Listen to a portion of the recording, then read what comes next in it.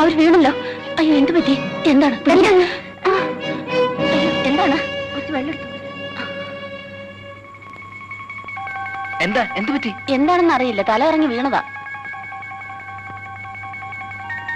ആവതില്ലാത്തതൊക്കെ ജോലിക്ക് വന്നിരിക്കുന്നു, മനുഷ്യനെ മെനക്കെടുത്താൻ. വയസ്സായില്ലതല്ലേ, നിങ്ങൾക്ക് വീട്ടിൽ കിടന്നാ പോരെ?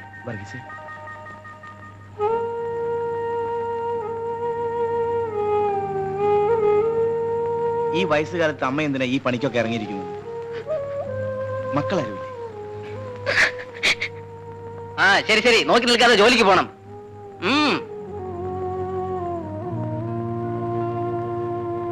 അമ്മ ഒരു കാര്യം ചെയ്യും, 2 ദിവസം പണിക്ക് വരണ്ട.